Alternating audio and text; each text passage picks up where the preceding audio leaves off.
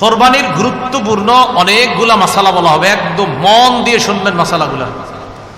প্রথম কথা, সামর্থ্য হওয়ার পরে যদি কেউ কোরবানি না করেন, মুসনাদে আহমদের একটা বর্ণনা আছে, 16 নম্বর খণ্ড 120 নম্বর পৃষ্ঠা।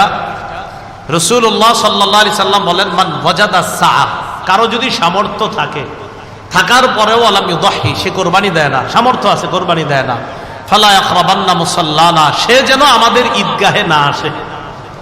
রাসূলুল্লাহ সাল্লাল্লাহু আলাইহি সাল্লাম বলেন, সামর্থ্য থাকার পর যদি কেউ কোরবানি না দেয়, সে যেন আমাদের ঈদগাহে না আসে।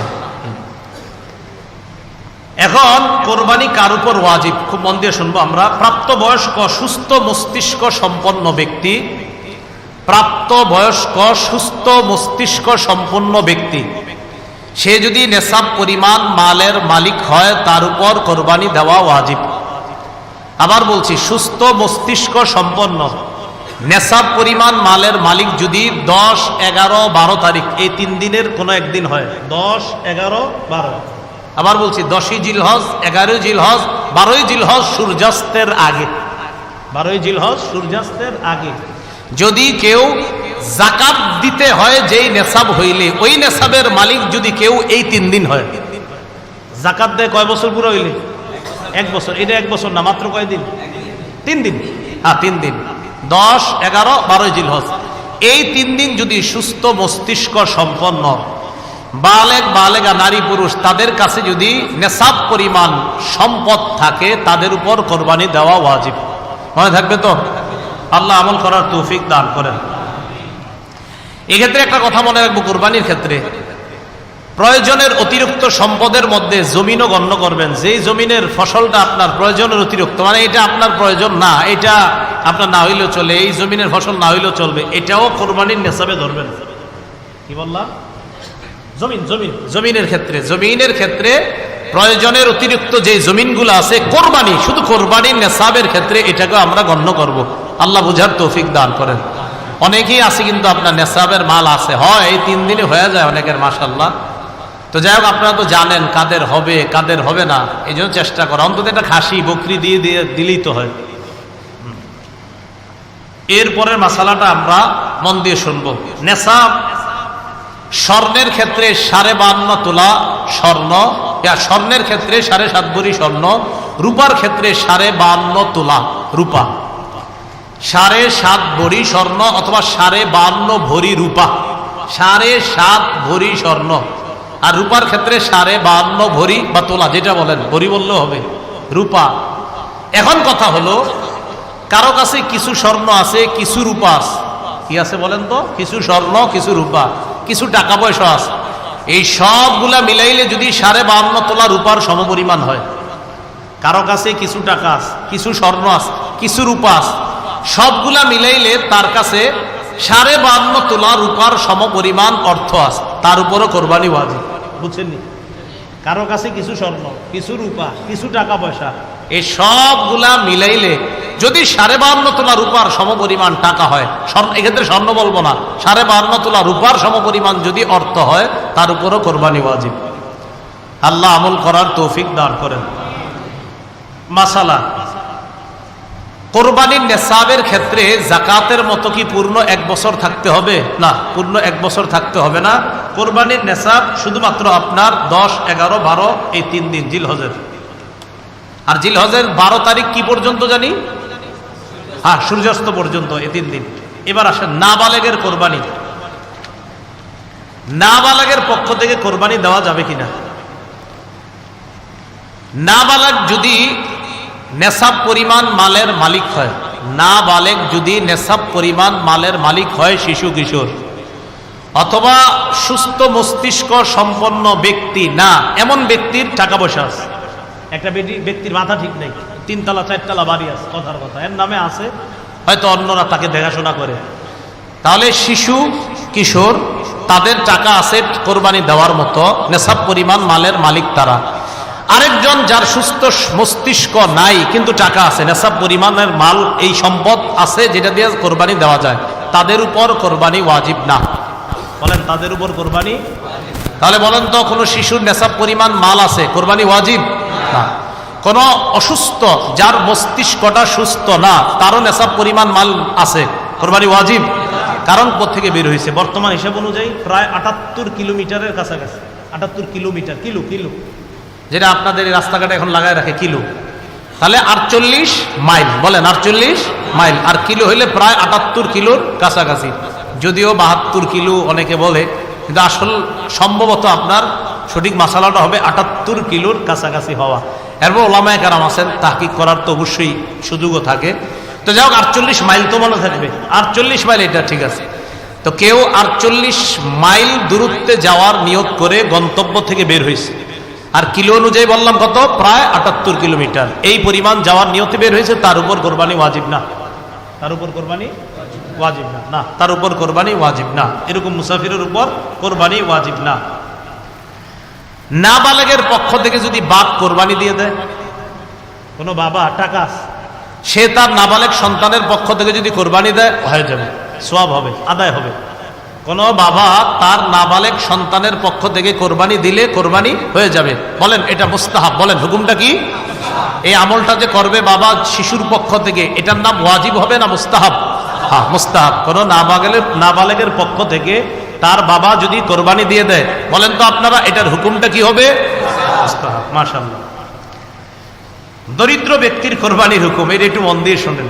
দরিদ্র ব্যক্তির কোরবানির হুকুমটা খুব মন দিয়ে শুনেন। প্রথম কথা, দরিদ্র ব্যক্তির উপর কোরবানি ওয়াজিব না, কারণ তার কাছে নেশাব পরিমাণ সম্পদ নাই। কিন্তু যদি সে কোরবানি করার নিয়তে কোনো পশু ক্রয় করে, আপনি কে কইছে কিনতে, কিন্তু আপনি কিনছেন, দরিদ্র ব্যক্তি, তার উপর কোরবানি ওয়াজিব না, কিন্তু উনি কোরবানির নিয়তে একটা পশু কিনছে, তাহলে কোরবানি ওয়াজিব হয়ে যাবে এটা দেওয়া। দরিদ্র ব্যক্তি যার উপর কোরবানি ওয়াজিব না, তিনি যদি কোরবানির নিয়তে পশু ক্রয় করে, তার জন্য এই কোরবানি পশুটা কোরবানি করা ওয়াজিব হয়ে যায়। মনে থাকবেনি? তাহলে বলেন তো, দরিদ্র ব্যক্তির উপর কি কোরবানি ওয়াজিব না? যদি কিনে, তাহলে ওই পশু কোরবানি করা কি হয়ে যায়? ওয়াজিব হয়ে যায়। আল্লাহ বুঝার তৌফিক দান করেন। কেউ কোরবানির দিনগুলোতে যদি আপনার ওয়াজিব কোরবানি দিতে না পারে, কার উপর কোরবানি ওয়াজিব হয়েছে, 10, 11, 12 সূর্যাস্ত পর্যন্ত আপনার কেউ যদি কোরবানি দিতে না পারে, আবার বলছি, কেউ যদি কোরবানির দিনগুলোতে ওয়াজিব কোরবানি দিতে না পারে, কোরবানি ওয়াজিব কিন্তু আপনি দিতে পারেন নাই, ইতিমধ্যে কোরবানির দিন শেষ হয়ে গেছে, 10 গেল, 11 গেল, 12 চলে গেছে, শেষ, কিন্তু আপনার উপর ওয়াজিব ছিল, দেন নাই, এখন কি করবেন? এখন আপনি একটা ভালো মানের খাসির সমপরিমাণ মূল্য সদকা করে দিবেন। একটা ভালো মানের খাসির সমপরিমাণ মূল্য, এখনো কিনেন নাই, পশু কিনেন নাই। ও, এক্ষেত্রে মনে রাখবেন, আপনার উপর কোরবানি ওয়াজিব, এখনো আপনি পশু ক্রয় করেননি। কোরবানি ওয়াজিব হয়েছে কিন্তু পশু কিনেন নাই। ইতিমধ্যে 10 গেল, 11ই জিলহজ গেল, 12ই জিলহজ চলে গেল। এখন আপনি কোরবানির পশু কিনেন নাই, কোরবানিও দেন নাই, সেক্ষেত্রে আপনি কি করবেন বলেন তো? আপনি একটা ভালো মানের ছাগলের মূল্য সদকা করে দিবেন। ছাগলের মূল্য কি করে দিবেন? সদকা করে দিবেন। এখন কথা হলো, পশু ক্রয় করছেন, পশু ক্রয় করছেন, আবার বলছি, বলেন তো এখন যে মাসালাটা বললাম, আমি বলছি কোন ব্যক্তি কোরবানি ওয়াজিব 10, 11, 12 এই 3 দিনের মধ্যে পশুও কিনে নাই, কোরবানিও দেয় নাই, বলেন তো কি করবে? কি সদকা করবে? একটা ছাগলের মূল্য সদকা করে দিবে। ছাগল বলি আমরা, ছাগলের মূল্য সদকা করে দিবে। এখন কথা হলো, কিনছেন, পশু কিনছেন, কিনার পরে 10, 11, 12 কোরবানি করেন নাই। আগেরটা হলো কিনেন নাই, কোরবানিও দেন নাই। এটা হলো ওয়াজিব হয়েছে, পশুও কিনছেন কিন্তু কোরবানি দেন নাই। ইতিমধ্যে 10, 11, 12 চলে গেছে। সেক্ষেত্রে কি করবেন? সেক্ষেত্রে ওই জীবিত পশুটাই সদকা করে দিবেন। সেক্ষেত্রে কি করবেন? জীবিত পশুটা। আবার মন দিয়ে বুঝেন। তাহলে এবার আপনাদেরকে জিজ্ঞাসা করি, কারণ এখানে আরেকটা মাসালা বলবো ইনশাল্লাহ। 1 নাম্বার, কোরবানি ওয়াজিব 10, 11, 12 এই 3 দিনের মধ্যে পশু কিনেন নাই, কোরবানি দেন নাই, কি পরিমাণ মূল্য সদকা করে দিবেন? ছাগলের।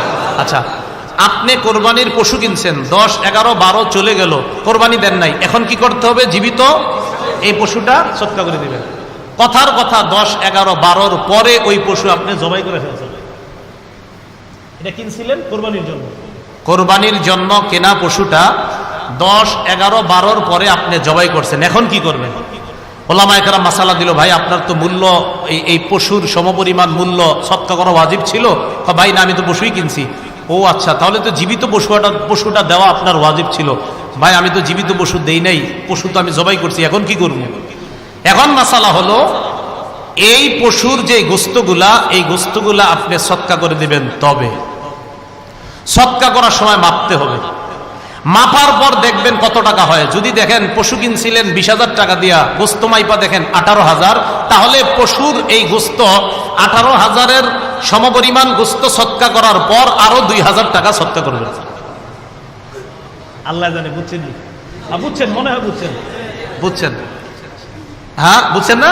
আচ্ছা, বুঝলে আলহামদুলিল্লাহ। পশু কিনছেন, কেনার পরে কোরবানি দেন নাই, এখন 10, 11, 12 পরে জবাই করছেন। ওলামায়ে কেরাম বলছে, আপনি এটা জবাই করলেন কেন? জীবিত সদকা করে দিতেন। হুজুর আমি তো ভুল করে ফেলছি, কি করবো এখন? ও আচ্ছা ঠিক আছে, গোস্তগুলাই সদকা করে দেন। এখন আপনি গোস্তগুলা মাপছেন, মাইপা দেখলেন এই গোস্ত বর্তমানে 18,000, কথার কথা 18,000 হয়, কিন্তু পশু কিনছিলেন 20,000 টাকা দিয়া, তো 20,000 হইতে আরো বাকি কত? এই গোস্ত সদকা করার পর আরো 2,000 টাকা সদকা করতে। বুঝেননি? আচ্ছা আচ্ছা, আল্লাহ বুঝার তৌফিক দান করুন। ঠিক আছে, এই মাসালাগুলো খুব আপনারা মনে রাখার চেষ্টা করবেন। কোরবানি প্রথম দিনে করাই উত্তম। বলেন, কোরবানি প্রথম দিনে করা উত্তম, অর্থাৎ 10 জিলহজ কোরবানি প্রথম দিনে করা উত্তম।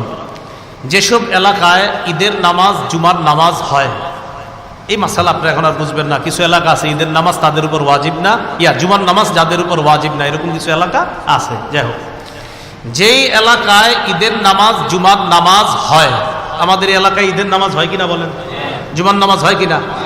এই এলাকার মধ্যে ঈদের নামাজের আগে পশু কোরবানি করলে হবে না। যে এলাকায় ঈদের নামাজ হয়, জুমার নামাজ হয়, ওই এলাকায় 10 জিলহজ নামাজের আগে কোরবানি করলে কি হবে না? কোরবানি হবে না। নামাজ পড়বেন, তারপর কোরবানি। এই জন্য উত্তম কোরবানির ঈদের জামাত তাড়াতাড়ি করা। কোরবানির ঈদের জামাতটা কি করা? তাড়াতাড়ি করা। আপনারা তো মাশাআল্লাহ ঈদের দিন মাঠে 2 এলাকাবাসী ঝগড়া লাগে, কি হবে না হবে, বিশাল বড় আয়োজন হয় না। কোরবানির ঈদের নামাজ তাড়াতাড়ি পড়বেন, তাড়াতাড়ি পড়ে গিয়ে গুরুত্বপূর্ণ ইবাদত কোরবানি নামক ইবাদতে আমরা অংশগ্রহণ করব। আল্লাহ বুঝার তৌফিক দান করেন। এরপরের মাসালা, রাতে কোরবানি। আচ্ছা, আপনাদেরকে আমি বলি, প্রথম কথা হলো রাতে কোরবানি না করাই ভালো, কিন্তু হয়ে যাবে। তাহলে যদি হয়ে যায় 10 জিলহজ রাতে হবে কিনা বলেন? জি হবে। 11 জিলহজ রাতে হবে। 12 জিলহজ কেন? সূর্যাস্তর পরে আর সময় নেই। এই তো মাশাআল্লাহ, 10 জিলহজ রাতে হবে, 11 জিলহজ রাতে। বাকি উত্তম না, উত্তম হলো দিনে দেওয়া। রাতে আপনার এটা কারাহাত, মাকরুহ লিখেছেন অনেকে, তো রাতে হবে। তাহলে 10 জিলহজ রাতে কেউ যদি দিনে কোরবানি করতে না পারলো, রাতে দিল আদায় হয়ে যাবে। 11 জিলহজ দিনে দিতে পারলেন না, রাতে দিলে আদায় হয়ে যাবে। 12 জিলহজ মাগরিবের পরে দিবেন, আদায় হবে না, কারণ সূর্যাস্তর পরে আর সময় নেই। আল্লাহ বুঝার তৌফিক দান করেন। আপনারা বয়ানের পরে আবার এটা আমার কাছে চাইেন না, কিন্তু হ্যাঁ, এটা আমারই, এই জন্য দেওয়া যাবে না। খালি শোনেন মন দিয়া, এরকম নিয়ত করেন না যে হুজুর না বয়ানের পরে আপনারা কমিটা দিয়ে যান, বাস আমরা একটু নিব না। বিষয়টা কিন্তু এমন না, মন দিয়ে শোনেন। আচ্ছা আচ্ছা আচ্ছা, এটা বুঝে বুঝে লিখছি তো, এই জন্য আপনাদের দেওয়া তো যাবে না।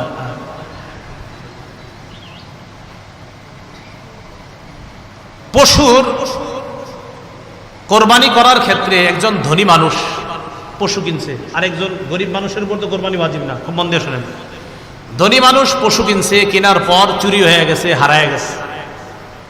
ধনী মানুষ পশু কিনছে, কেনার পর চুরি হয়ে গেছে, হারায় গেছে। তো মাশাআল্লাহ তিনি আরেকটা কিনবেন, বাস কেনার পর এখন কিছুদিন পরে হারানো পশুটা ফিরে আসছে, চোরে দিয়ে গেছে বা কোনোভাবে ফিরে আসছে। এটা কিনছেন, হারায় গেছে, চুরি হয়ে গেছে। কিছুদিন পর চুরিকৃত পশুটা ফিরে আসছে, আবার এদিক দিয়ে আরেকটা গেছেন, এখন পশু হইল কয়টা? 2টা। এক্ষেত্রে আপনার ইচ্ছা, আপনি যেটা মন চায় এটা কোরবানি দিবেন, 2টার একটা কোরবানি দিয়ে দিলেই হয়ে যাবে। কিন্তু গরিব মানুষ, ওনার উপর কোরবানি ওয়াজিব ছিল না, উনি কিনছে। বলেন উনি কি করছে? কিনছে। এখন উনি কেনার পর ওনার পশুটা চুরি হয়ে গেছে, তার উপর আর কোরবানি ওয়াজিব না, কারণ লা ইউকাল্লিফুল্লাহু নাফসান ইল্লা উসআহা, যেহেতু তার উপর এটা চাপাচাপি করা হবে না। তো তিনি কিনছিলেন, কেনার পর এটা হারায় গেছে। এখন উনি কি করছে? আরেকটা কিনছে। ওনার উপর ওয়াজিব ছিল না, কিন্তু আরেকটা কিনছে। প্রথমটাই কিনা ওনার জরুরি ছিল না, কিন্তু প্রথমটা কিনছে। কেনার পর চুরি হইল, চুরি হওয়ার পর উনি আরেকটা কিনছেন। আরেকটা কেনার পর চুরিকৃত পশুটা ফিরে আসছে, তাহলে ধনী মানুষের পশু ছিল, পশু হয়ে গেল দুইটা, একটা দিলে হয়ে যায়।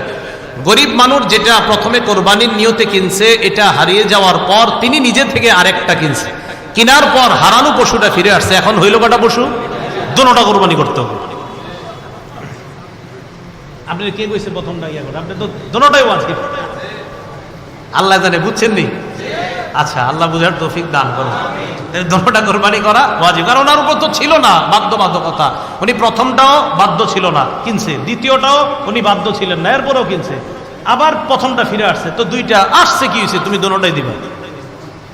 এটাই ইসলামী শরীয়ত, বুঝতে হবে। পশুর গুণাগুণ খুব মন দিয়ে শুনবো আমরা। আল্লাহ আল্লাহ। ওট, গরু, মহিষ, ছাগল, ভেড়া ও দুম্বা দ্বারা কোরবানি করা জায়েজ। বলেন ওট, বলেন সবাই ওট। গরু, মহিষ, ছাগল, ভেড়া, দুম্বা, এগুলো দ্বারা কোরবানি করা কি আছে? জায়েজ আছে।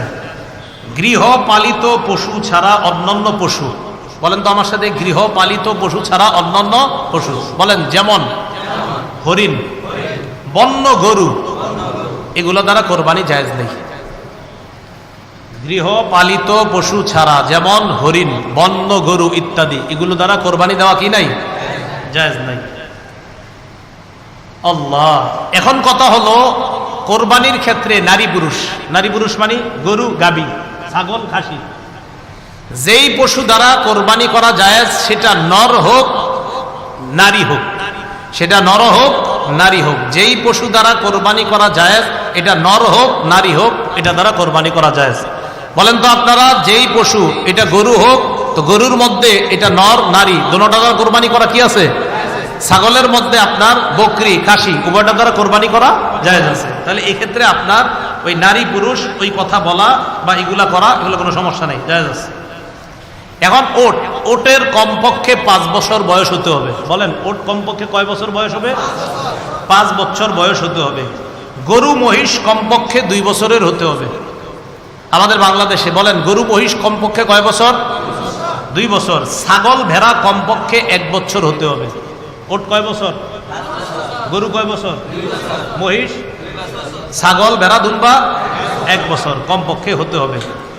ভেড়া, দুম্বা যদি 1 বছরের কম হয়, ভেড়া, দুম্বা যদি 1 বছরের কম হয়, কিন্তু দেখতে এমন হৃষ্টপুষ্ট মনে হয়, যেটারে দেখলে 1 বছরের মতো মনে হয়।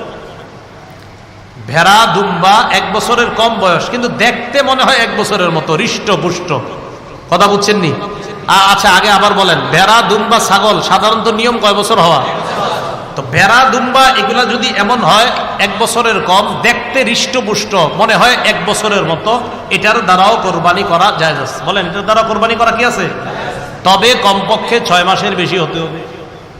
এর মানে এই না 4 মাস বয়স দেখতে 1 বছর, এরকম না, কমপক্ষে 6 এর বেশি হতে হবে। আল্লাহ কথাগুলা মনে রাখার তৌফিক দান করেন। কিছু কিছু বিষয় আপনারা, এগুলা যদিও আপনারা এখান থেকে বলতেছি, কিন্তু আপনারা এগুলা মন দিয়ে যদি শোনেন, আশা করি কথাগুলা মনে থাকবে। আপনাদেরকে একটু আগের থেকে জিগাই, বলেন তো, ধনী মানুষ একটা গরু কেনার পর হারায় গেছে, আরেকটা ফিরে আসছে, এখন সে কয়টা কোরবানি দিবে? গরিব মানুষ একটা কিনছে, কেনার পর চুরি হয়েছে, আবার আরেকটা কিনছে, কেনার পর আরেকটা ফিরে আইছে, 2টা, এখন কয়টা দিবে কোরবানি? 2টা। তো মাশাআল্লাহ, এগুলো মনে থাকবে না ইনশাআল্লাহ। ওট কয় বছর? গরু, মহিষ, মহিষ কয় বছর? 2 বছর। কোরবানি কয় তারিখে? 10, 11, 12, সূর্যাস্ত আগ পর্যন্ত। 12 তারিখ সূর্যাস্তের রাতে কোরবানি দেওয়া জায়েজ নেই। উত্তম কখন? দিনে দেওয়া। আচ্ছা, কথাগুলো মনে রাখবেন। এক পশুতে শরীকের সংখ্যা, শরীকে কোরবানি দিন আমরা, শরীকে কোরবানি। ছাগল, ভেড়া, দুম্বা এগুলা কয়জনে জানি হবে? একবার সবাই জানি আমরা। ছাগল, ভেড়া, দুম্বা কয়জনে? একজনে, বাস, এটা তো আমরা সবাই জানি। ওট, গরু এগুলা 7 জনে দেওয়া যাবে। কয়জনে দেওয়া যাবে? 2 জনে দেওয়া যাবে, 3 জনে দেওয়া যাবে, 4 জনে দেওয়া যাবে, 5 জনে দেওয়া যাবে, 6 জনে দেওয়া যাবে, 7 জনে দেওয়া যাবে। আর বলছি, ওট, গরু 2 জনে দেওয়া যাবে, 3 জনে দেওয়া যাবে, 4 জনে দেওয়া যাবে, 5 জনে দেওয়া যাবে, 6 জনে দেওয়া যাবে, 7 জনে দেওয়া যাবে। শরীকানা কোরবানি এটা দেওয়া জায়েজ আছে আপনার। এক্ষেত্রে আমরা তিরমিজির 1502 নম্বর হাদিসটা মনে রাখতে পারি, জাবির ইবনে আব্দুল্লাহ রাদিয়াল্লাহু তাআলা আনহুর বর্ণনা, তিনি বলেন, নাহান্না মা রাসূলিল্লাহি সাল্লাল্লাহু আলাইহি সাল্লাম, আমরা রাসূলুল্লাহ সাল্লাল্লাহু আলাইহি সাল্লামের সাথে কোরবানি করেছি ইয়াউমাল হুদাইবিয়া, আমাল হুদাইবিয়া, হুদাইবিয়া যুদ্ধের সময়, আল বাদানাতা আন সাবআতিন ওয়াল বাকারাতা আন সাবআতিন, ওট করেছি 7 জনের পক্ষ থেকে, গরুও করেছি 7 জনের পক্ষ থেকে। ওট করেছি 7 জনের পক্ষ থেকে, গরুও করেছি 7 জনের পক্ষ থেকে। আচ্ছা, 7 জন মিলে যদি কোরবানি করে, এক্ষেত্রে অংশ বন্টন কিভাবে হবে? 7 জনে করুক, 5 জনে করুক, 3 জনে করুক, অংশ বন্টন সমান সমান হবে। বলেন অংশ বন্টন? হ্যাঁ, এক্ষেত্রে আপনারা তো জানেনই, কেউ যদি মনে করেন 50,000 টাকার একটা কোরবানি গরু, একজন দিছে 20,000, একজন দিছে 20,000, আরেকজন দিছে 20,000, হলো কত? 40, আরেকজন দিছে 10,000, কত হলো? তাহলে ভাগ তো অবশ্যই আপনার প্রথমে 5 ভাগ সমান সমান করবেন। 5 ভাগ সমান সমান কইরা একজনে পাবে 2 ভাগ, আরেকজনে পাবে 2 ভাগ, আরেকজনে পাবে 1 ভাগ। সুন্দরভাবে করলে তখন আপনার ওই কোথাও হাড্ডি বেশি গেল বা কম গেল, এই অসওয়াসাটা ভিতরে কাজ করবে না। প্রথম কথা যে একজনে 20,000 দিল, আরেকজন 20,000, তো 20,000 ওয়ালা 2 ভাগ, আরেক 20,000 ওয়ালা 2 ভাগ, আর 10,000 ওয়ালা 1 ভাগ। কথার কথা আপনার। এখন আপনি মনে করেন এই 5 ভাগ বন্টন করলেন, করার পর 2 ভাগ নিবে একজন, আর 2 ভাগ নিবে আরেকজন, গেল 4 ভাগ, আরেক ভাগ নিবে আরেকজন, গেল 5 ভাগ। ব্যাস। কোরবানির পশু জবাই করার পর আপনি চাইলে 3 ভাগ করতে পারেন। 1 ভাগ গরিবরে দিলেন, 1 ভাগ প্রতিবেশী আত্মীয় স্বজন তাদেরকে দিলেন। এক্ষেত্রে একটা মাসালা, এই মাসালাটা হলো, আচ্ছা এটা বলবো না, এটা বললে পরে আবার আপনারা কৃপণতা করবেন। কি করবেন? কৃপণতা। এটা দরকার নেই, ঠিক আছে, মাথায় আসছিল, দরকার নেই। হ্যাঁ, বন্টন করেন, বন্টন করেন, গরিবরেও দিয়েন, প্রতিবেশীদেরকেও দিয়েন, ব্যাস এটাই রাখেন। বন্টন করেন, প্রতিবেশীদেরকে দিয়েন, সবাইরে দিয়েন। হ্যাঁ, ঠিক আছে, দিবেন।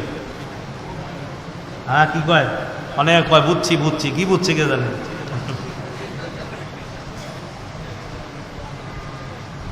হ্যাঁ, কি বুঝছে? আচ্ছা আচ্ছা। নিয়ত, কোন অংশীদারের নিয়তে যদি উল্টা পাল্টা থাকে, কোন অংশীদারের নিয়তে যদি উল্টা পাল্টা থাকে, তিনি যদি নিয়ত করে আমার নিয়ত শুধুমাত্রই গোস্ত খাওয়া, আল্লাহরে খুশি করার উদ্দেশ্য এই নিয়ত যদি না থাকে, তাহলে তার কোরবানি সহি হবে না। তার কোরবানি কি হবে না? সহি হবে না। এই ব্যক্তিকে অংশীদার যদি আমরা বানাই, শরীকদের কারো কোরবানি সহি হবে না। কোন ব্যক্তির নিয়ত গলত, শুধু গোস্ত খাওয়ার নিয়ত, তিনি একা কোরবানি দিলেও কোরবানি হবে না। তারে যদি শরীক বানাই, শরীকদের কারো কোরবানি হবে না। আল্লাহ এই জাতীয় শরীক থেকে বাঁচার তৌফিক দান করেন।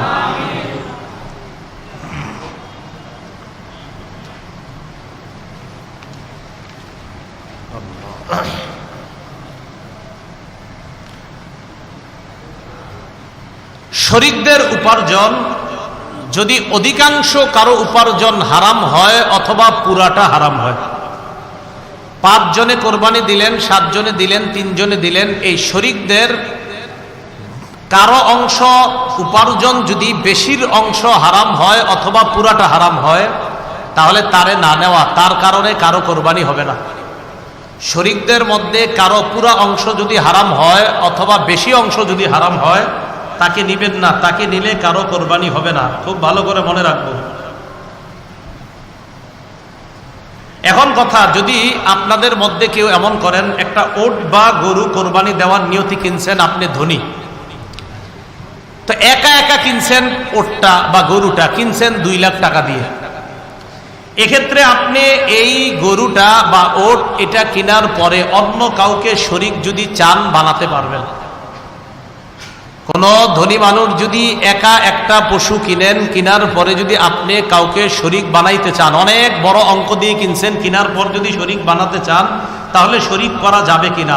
হ্যাঁ, শরীক করা যাবে। তবে এক্ষেত্রে একটা কথা আপনাকে বলি, আমি 2 লক্ষ টাকা দিয়ে একটা গরু কিনলাম, এখন আপনাদের একজনকে আমি শরীক বানাইলাম। কত টাকা? 20,000 টাকা দিয়ে শরীক হয়েছেন, তাহলে আমার 1,80,000, আপনার 20। এক্ষেত্রে আসলে উত্তম হলো আপনার এই 20,000 টাকা আমি নিয়ে সৎকা করে দেওয়া উত্তম।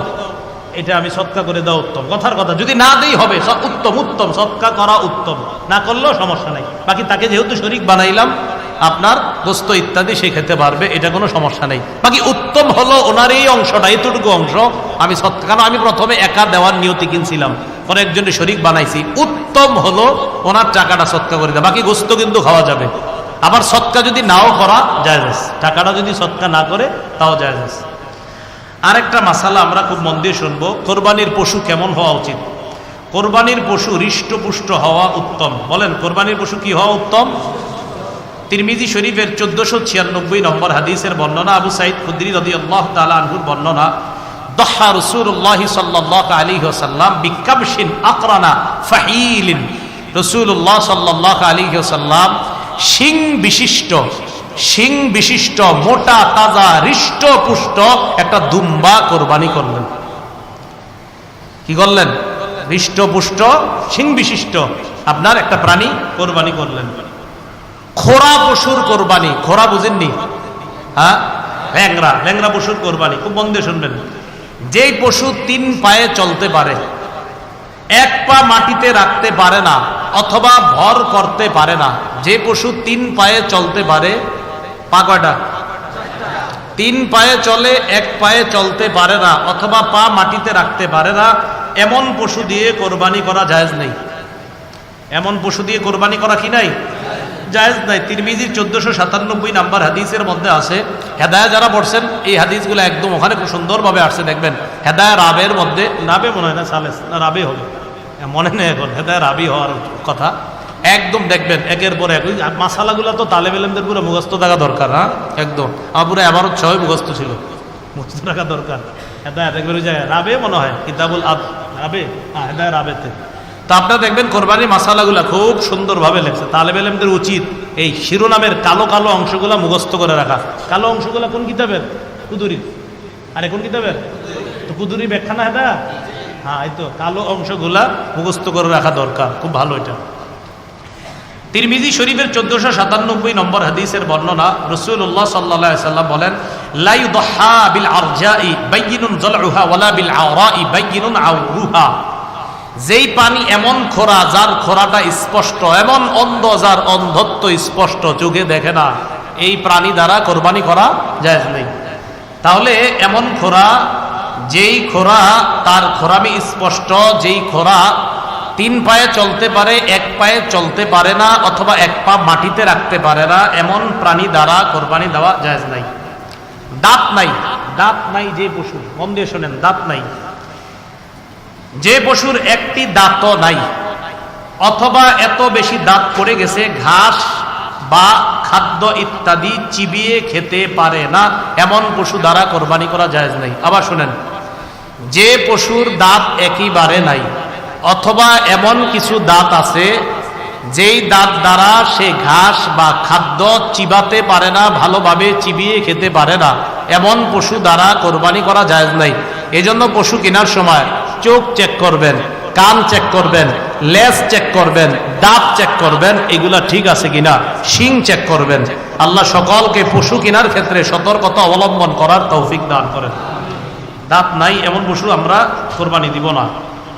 এবার আসেন, যে পশুর শিং ভেঙে গেছে, শিং ছিল ভেঙে গেছে, এই পশুর ব্যাপারে কি মন দিয়ে শুনি। শিং যদি গোড়া থেকে ভাঙে, পশুর শিং একদম গোড়া থেকে ভাঙছে, ভাঙার কারণে তার মস্তিষ্ক ক্ষতিগ্রস্ত হয়েছে।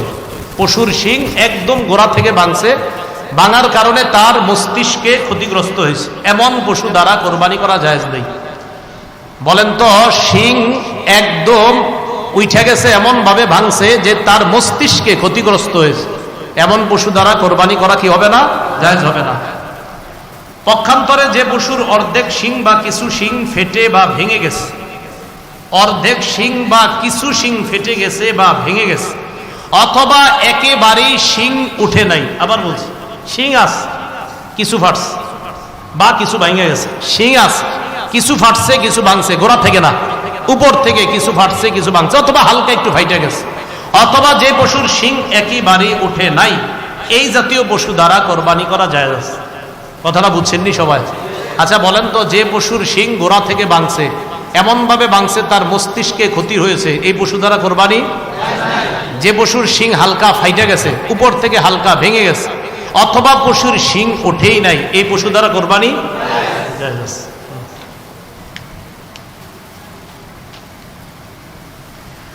কান কাটা কাটা বা লেজ কাটা পশু, কান কাটা বা লেজ কাটা পশু, যে পশুর লেজ বা কোনো কান অর্ধেক বা তার চেয়ে বেশি কাটা, সেই পশু দ্বারা কোরবানি করা জায়েজ আছে কিনা? আবার শুনি প্রশ্নটা। যে পশুর লেজ বা কোনো কান অর্ধেক বা তার চেয়ে বেশি কাটা, বলেন লেজ বা কান, এই লেজ বা কান অর্ধেক কাটা বা তার চেয়ে বেশি কাটা, এই পশু দ্বারা কোরবানি জায়েজ নাই। আচ্ছা বলেন তো, একটা গরুর লেজ অর্ধেক কাটা জায়েজ আছে?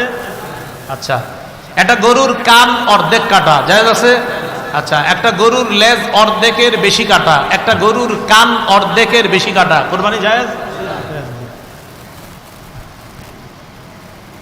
যদি অর্ধেকের বেশি লেজ থাকে, আনুমানিক 2 হাত 1 হাত, এখন আধা হাতের বেশি ভালো আছে ধরে নেই, আমরা মনে করেন যদি 1 হাত ধরেন বা একটু বেশি, উনি বলছে 1 হাত, আমি তো বলতে পারি না 1 হাত না 2 হাত, যাই হোক, যদি আচ্ছা যদি 2 হাত ধরেন, তো 2 হাত ধরলে 1.5 হাত ভালো আছে, 1.5 হাত ভালো আছে, যাই আছে। কান 4 ভাগ ধরে নিই আমরা, 4 ভাগের 3 ভাগ ভালো আছে, জায়েজ আছে। কান 4 ভাগের 3 ভাগ ভালো আছে, এই পশু দ্বারা কোরবানি জায়েজ। লেজ 4 ভাগ ধরেন, কথার কথায় 3 ভাগ বেশির অংশ ভালো আছে, এটা দ্বারা জায়েজ আছে। আর বলেন তো, অর্ধেক যদি খারাপ থাকে কান বা লেজ, কোরবানি জায়েজ? অন্ধ পশুর কোরবানি, এটা আগে বলছি, যে পশুর 2টি চোখ অন্ধ বা 1 চোখ পুরো নষ্ট, সে পশু দ্বারা কোরবানি জায়েজ আছে কিনা? উত্তর, যে পশুর 2টি চোখ অন্ধ অথবা 1 চোখ পুরা নষ্ট, সে পশু দ্বারা কোরবানি জায়েজ নাই। বলেন তো, গরুর 2 চোখ আছে, একটা পুরা নষ্ট, জায়েজ? 2 চোখ পুরা অন্ধ, জায়েজ? জায়েজ নেই। গর্ভবতী পশুর মাসালা শুনি। গর্ভবতী, অনেকে ধোকা দিয়ে আপনি বেশ বিক্রি করে ফেলেন, যিনি কিনে তিনিও বুঝতে পারেন না এটা যে গর্ভে বাচ্চা ছিল। বিসমিল্লাহ, আল্লাহুম্মা লাকাল হামদু ওয়া লাকাশ শুকরু।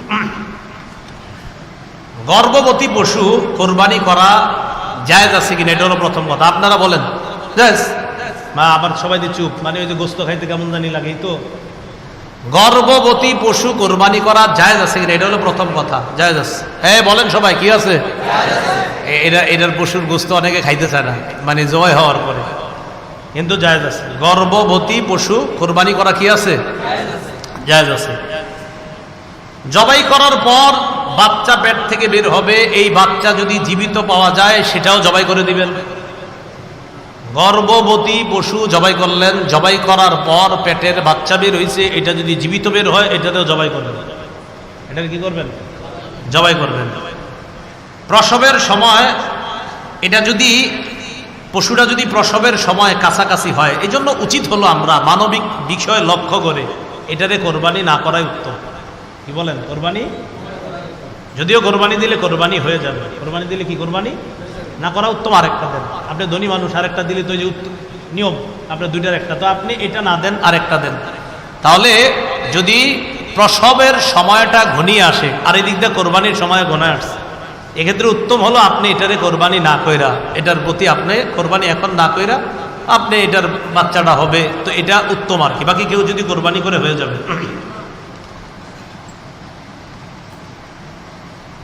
কোরবানির নিয়তে ভালো পশু কিনছেন, কেনার পর যদি এমন কোনো দোষ দেখা যায় যার কারণে কোরবানি জায়েজ হবে না, তাহলে এই পশু দ্বারা কোরবানি জায়েজ হবে না।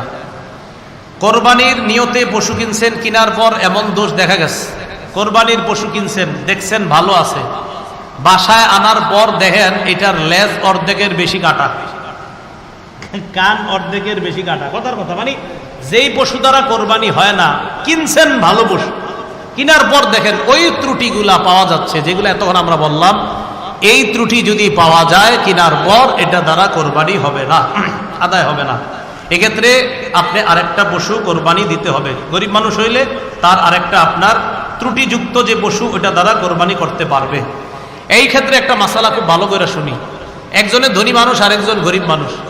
ধনী মানুষ কেনার পর ত্রুটিগুলা দেখা দিচ্ছে, তার জন্য আরেকটা পশু কিনতে হবে, এটা দ্বারা কোরবানি করা যাবে না। এক্ষেত্রে গরিবের জন্য একটু ছাড়, গরিব মানুষ এই ত্রুটিযুক্ত পশুটাই কোরবানি করতে পারবে।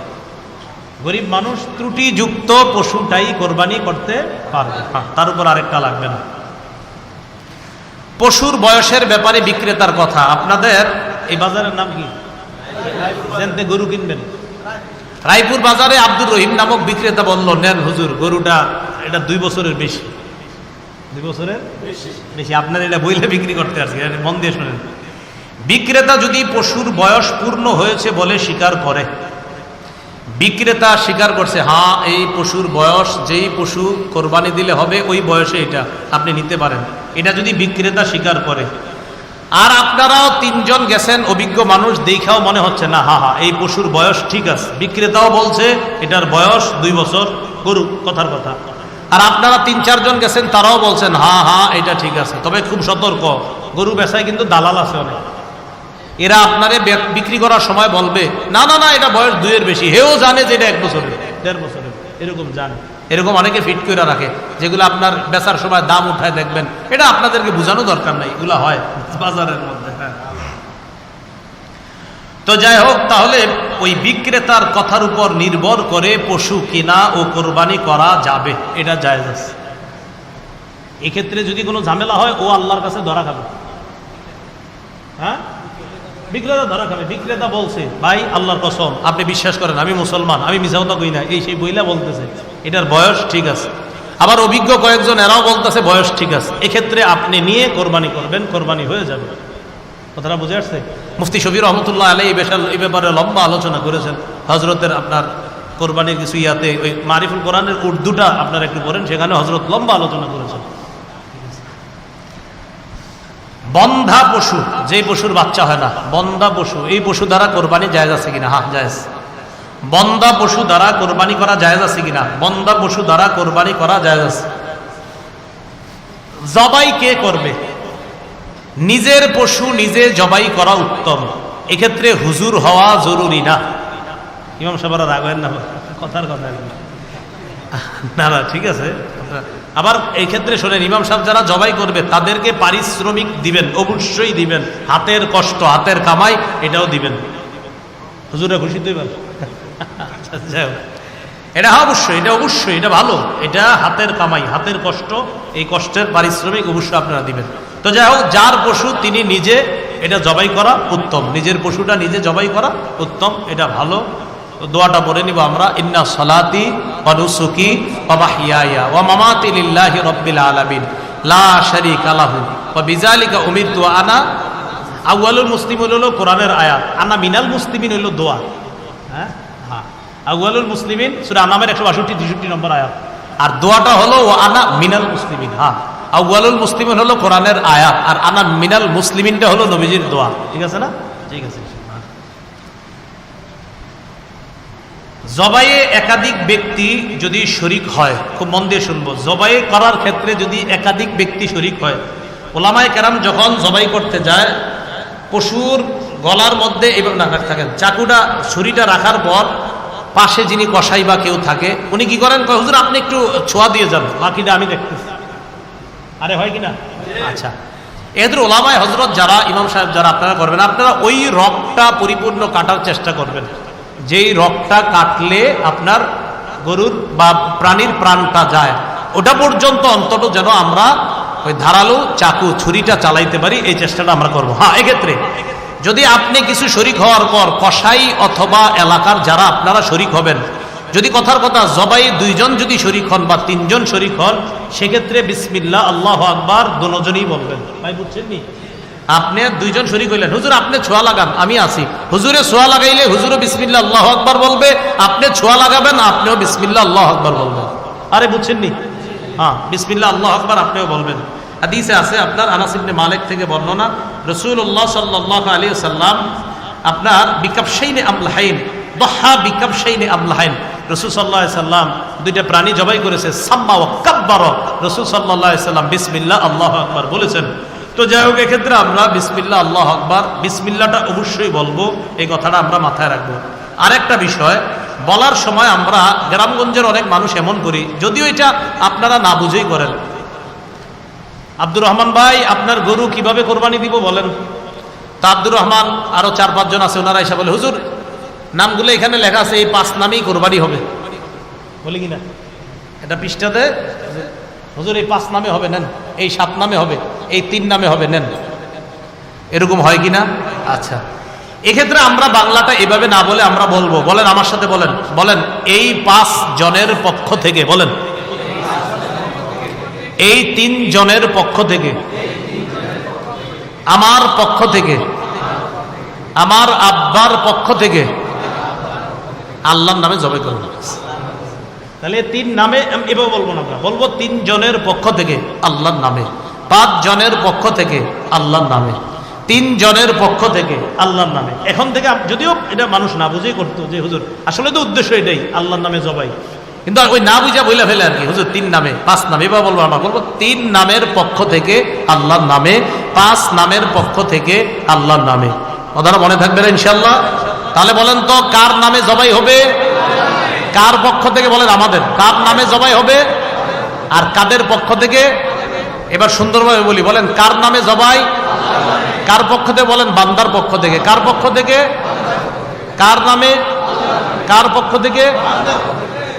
এবার মনে রাখবো তো, আর ঝামেলাগুলো হয় না আমাদের। কোরবানির পশু দিকে, পশু যেটা, এটা জবাই করার আগে উপকৃত হওয়া যাবে কিনা? আপনি কিনে আনছেন, এখন এটা হাল চাষ করতে নিয়ে গেলেন, কথার কথা এটা আনছেন, যেহেতু আনছি আমার ঘরে 5-6 দিন থাকবো, এটা 10-12 দিন বান্ধা রাখলাম, তো কালকে সকালে নিয়ে যাই একটু হাল চাষ করি, দেখি না কেমন হয়, মন দিয়ে শুনি, দুধ ইত্যাদি আসবে ইনশাল্লাহ, আসবে, একটু সবুর করেন, সব আসবে।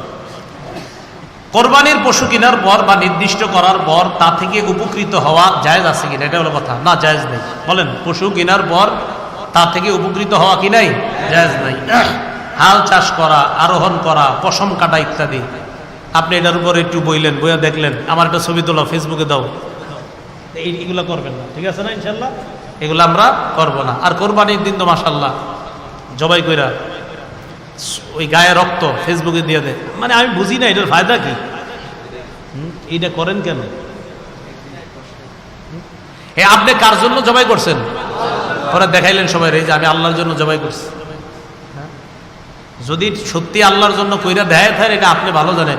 ফেসবুকে যারা এটা দেন, কয়জনে এই নিয়তে দেন যে দেখো আল্লাহরে খুশি করলাম, ছুরিটা এমনি রয়ে রাখছেন আর এই রক্ত একটু লেগে রয়েছে দিকে, এগুলো করেন না। আসলে এগুলো বাড়াবাড়ি হয়ে যায় আমাদের, আসলে সত্যি বাড়াবাড়ি হয়। কি দরকার আছে বলেন? বাড়াবাড়িগুলো আমাদের না করা, আল্লাহ হেফাজত করেন। কোরবানির পশুর দুধ, এটাও একটা উপকার। দুধ খাওয়া একটা উপকার না? আরে কয় উপকার না? হ্যাঁ, দুধ এমন খাদ্য, যেই খাদ্য মানুষের খাদ্যের চাহিদাও পূরণ করে, পানির চাহিদাও পূরণ করে। পৃথিবীর একমাত্র খাদ্য যেই খাদ্য মানুষের খাদ্যের চাহিদা পূরণ করে, পানির চাহিদা পূরণ করে। সবচেয়ে বড় প্রমাণ, আমরা সবাই নাবালেগ অবস্থায় শুধু দুধ পান করছি। আমরা সবাই 2 বছরের আগে শুধু দুধ পান করছি। ওই দুধ দিয়ে আল্লাহ এই বাচ্চা অবস্থায়, শিশু অবস্থায় আমাদের খাদ্য পানি উভয়টার চাহিদা রব কুদরতি ভাবে পূরণ করে দিয়েছেন। আল্লাহ বলেন মিন বাইনি ফারথিন ওয়া দামিন লাবানান খালিসান সাইগাল লিশারিবিন। শোনো, এই দুধ আমি কোত্থেকে বের করি জানো? কয় 2 নাপাকের মাঝখান থেকে, একটা হলো গোবর, আরেকটা হলো রক্ত। কয় মানুষ একটু কোরবানির পশুর দুধ পান করা যাবে না। বলেন কোরবানির পশুর দুধ পান করা যাবে না। এখন কথা হলো, জবাইয়ের সময় কাছায় গেছে, আগামীকাল কোরবানি, 1 দিন পরে কোরবানি, 2 দিন পরে জবাইয়ের সময় কাছায় গেছে। এক্ষেত্রে যদি পশুর দুধ দহন না করি, পশুটার কষ্ট হবে। দহন না করলে পশুটার কষ্ট হবে, কারণ দুধ দহন না করলে কষ্ট হবে। সেক্ষেত্রে প্রথমে চেষ্টা করব ঠান্ডা পানি তার ওলানের মধ্যে দিব। বলেন ঠান্ডা পানি ওলানের মধ্যে দিব। ঠান্ডা পানি দুধের ওলানে, পশুর ওলানে দিলে তার কষ্টটা কম হয়। তার কষ্ট কি হয়? কম হয়, এবং দুধ বন্ধ অনেকটা হয়ে যায়। তো ঠান্ডা পানি আমরা ওলানের মধ্যে দিব। কথা বুঝে আসছে? ঠান্ডা পানি ওলানের মধ্যে দিব, এটা হলো প্রথম কথা। আর যদি মনে হয় কাছাকাছি আইসা গেছে, পশুর দুধ দহন না করলে কষ্ট হবে না, দহন না করাই উচিত, বাস দহন করা দরকার নাই, এটা আমরা দহন করব না, এমনি রেখে দিব। কথার কথা যে দহন করলে হয়, না করলে হয়, না করলে সমস্যা নাই, তো দহন করার দরকার নাই, পশুর দুধ দহন করার দরকার নাই, এই কথাটা আমরা মাথায় রাখবো। দহন যদি করে ফেলি, সেক্ষেত্রে কি করব? গরুর দুধ দোহায় ফেলছি, সৎকা করে দিব। দোহায় ফেললে কি করব? সৎকা করে দিব। শরীক যারা আছে আমরা এগুলা খাবো না। এখন কথা হলো, আপনারা 4 জনে মিললে একটা পশু ক্রয় করছেন। কয়জনে মিলে? 4 জনে। চতুর্থ জনের নাম আব্দুর রহমান। আব্দুর রহমানের বাড়িতে পশুটা আপনি পালতে দিছেন। তো দুধের পশুটা কার বাড়িতে? আব্দুর রহমানে কি করছে, একদিন পশুর দুধ দোহায়া নিজে খাইলেছে। খাইলেন। খাওয়ার পরে চাঁদপুরের এক আলেম বলে ফেলছে, আপনি খাইছেন? ইন্নালিল্লাহ। হ্যাঁ। আপনি কেন খাইলেন? খাইলেছেন কি করবো? কটুক খাইছেন? আধা কেজি পরিমাণ হইব, মানে এক পা। ওই পরিমাণ মূল্য সৎকা করে দিবে, ওই পরিমাণ মূল্য সৎকা করবে। ভাই মাসালা মনে থাকবে? প্রথম কথা বলেন, দুধ খাওয়া যাবে? যদি দুধ না দোহাইলে কষ্ট না হয়, দোহানো যাবে? যদি দোহায়া ফেলে কি করবে? যদি কোরবানি দাতা যিনি উনি খায়া ফেলে, মূল্য সৎকা। কি কিনলে সৎকা করবে? বলেন, সবাই বলেন, কি সৎকা করবে? মূল্য সৎকা করবে। আগের মাসালা থেকে একটা মাসালা আমরা আলোচনা করি আবার। পশু কিনলেন, পশু ক্রয় করলেন আপনি কোরবানি দেওয়ার নিয়তে, 10, 11, 12 জিলহজ কোরবানি দিতে পারেন নাই। মাঝখানের থেকে একজন বলেন 10, 11, 12 এই 3 দিনে পশু কিনছেন কোরবানি দেওয়ার নিয়তে, কিন্তু পশুটা কোরবানি করতে পারেন নাই। যে কোনো একজন বলেন কি করতে হবে? জীবিত না মৃত? জীবিত। আচ্ছা, যদি জবাই করে ফেলে ভুলে 3 দিনের পরে অন্য আরেকজন বলেন, তাহলে কি করবে? কিভাবে সদকা করবে? আচ্ছা আচ্ছা, মাশাআল্লাহ। হ্যাঁ, এই তো মাশাআল্লাহ মনে রাখছে। তাহলে ওই গোস্তটা সদকা করে দিবে। গোস্ত যদি কম হয় মাপলে, মাইপা যদি দেখা যায় না আরো 2-3 হাজার টাকা লাগবে এটার সমপরিমাণ হইতে, ওই পরিমাণ সদকা হবে। মাশাআল্লাহ, যাক আপনারা ভালো, খুব ভালো পরিচয় দিতেছেন, ভালো না। শরীকের একজন মরে গেছে, 4 জনে মিলে কোরবানি দিবেন, একজন মারা গেছে। 7 জনে মিলে কোরবানি দিবেন, একজন মারা গেছে। শরীকের মধ্যে একজন যদি মারা যায়, সেক্ষেত্রে কি করণীয়? এক্ষেত্রে করণীয় হলো, তার ওয়ারিস যারা, ওয়ারিসদের মধ্য থেকে যারা আছে, এই ওয়ারিসরা যদি মৃত ব্যক্তির পক্ষ থেকে কোরবানি করার অনুমতি দেয়, তাহলে করে ফেলবেন। বলেন, 7 জনে মিলে গরু কিনলাম, একজন মারা গেছে, আছে কয়জন? যিনি মারা গেছে তার পক্ষ থেকে আমরা কোরবানি করব কিনা, তার ওয়ারিসদেরকে জিজ্ঞাসা করব। আব্দুর রহমান, আব্দুর রহিম, তোমাদের আব্বা তো মারা গেছে, তো তিনি তো আমাদের সাথে শরীক ছিলেন, আমরা কি তার পক্ষ থেকে কোরবানি করে দিব? তোমার আব্বাও 20,000 টাকা দিয়েছিলেন। তারা যদি বলে হ্যাঁ চাচারা আপনারা দিয়ে দেন, তাহলে কোরবানি কি করে দিবেন? করে ফেলবেন, এটা কোনো সমস্যা নাই। আর যদি তার সন্তানরা বলে না, আমাদের আব্বা যে টাকাটা দিয়েছে 20,000 টাকা, ওই টাকার কোরবানির অনুমতি আমাদের পক্ষ থেকে নাই, তাহলে এক্ষেত্রে কি করবেন? তাদেরকে ওই বাবার টাকাটা ফেরত দিয়ে দিবেন। বাবার টাকাটা কি করে দিবেন? কেন বলেন তো? কারণ ওই বাবার টাকার মালিক এখন ওয়ারিসরা। টাকার মালিক কারা? ওয়ারিসরা মালিক। এজন্য ওয়ারিসরা যদি অনুমতি দেয়, ওই মৃতের পক্ষ থেকেই ওই মৃতের পক্ষ থেকেই কোরবানি করবেন। আর যদি অনুমতি না দেয়, অবশ্যই টাকাটা আপনারা বাকি 6 জন মিলে ফেরত দিয়ে দিবেন। এটা মানার মনে রাখবেন ইনশাআল্লাহ।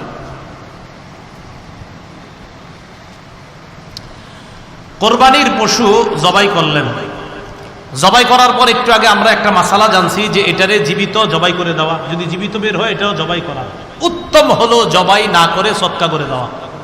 বলেন, উত্তম হলো জবাই না করে বাচ্চাটাকে কি করে দেওয়া? সৎকা করে দেওয়া উত্তম। যদি সৎকা না করে দেন, তাহলে ওই বাচ্চাকেও জবাই করতে হবে, ওই বাচ্চার গোস্তটা সৎকা করে দিবেন। বাচ্চাকেও জবাই করতে হবে, বাচ্চার গোস্তটা কি করে দিবেন? সৎকা করে দিবেন। মৃত ব্যক্তির পক্ষ থেকে কোরবানি জায়েজ আছে কিনা? হ্যাঁ, জায়েজ আছে। রাসূলুল্লাহ সাল্লাল্লাহু আলাইহি সাল্লামের সাহাবী আলী রাদিয়াল্লাহু তাআলা আনহু আন্নাহু কানা ইউদাহি বিকাবশাইনি আহাদুহুমা আনিন নবী সাল্লাল্লাহু আলাইহি সাল্লাম ওয়াল আখারু আন নাফসি। আলী নবীর পক্ষ থেকে একটা কোরবানি দিতেন, আর নিজের পক্ষ থেকে একটা কোরবানি দিতেন। আল্লাহ রাসূল ইন্তেকাল করার পরেও নবীর পক্ষ থেকে একটা দিতেন, নিজের পক্ষ থেকে একটা দিতেন। কোরবানির গোশত জমিয়ে রাখা যাবে কিনা? আমাদের সমাজে একটা প্রচলন আছে যে 3 দিনের বেশি কোরবানির পশুর গোশত জমায়ে রাখা যায় না। অনেকে বলে আর কি, এটা একদম ফাও কথা। কোরবানির পশুর গোশত 3 দিনের বেশিও জমায়ে রাখতে পারবেন। গত বছরের গোশত এবছরও পর্যন্ত যারা জমায়ে রাখছেন, যদি মনে করেন হুজুর এটা খাবো না, না খেলে আমার দিয়ে দিন, কি করা? কথার কথা, মনে করে এটা খাওয়া যায় না। অনেকে আকিকার গোশত খাইতে চায় না। কিসের গোশত? তা আমি আমার মসজিদে যখন আলোচনা করছি আকিকার গোশত, তো অনেক আকিকার গোশত খামু, তো যখন বলছি আমি কই না খাইলে আমারে পাঠাই দিয়েন, তখন সবাই খায়। তাহলে ঠিক আছে, আপনি যেহেতু খাইবেন তার মানে এটা খাওয়া যায় আছে। আকিকার গোশত খাইতে চান, আমি বললাম আকিকা যার, ও যদি খাইতে পারে ওরেও খাওয়াইবেন। ও তো পারে না, বাচ্চা মানুষ আর কি পারবে? তো কথার কথা, যার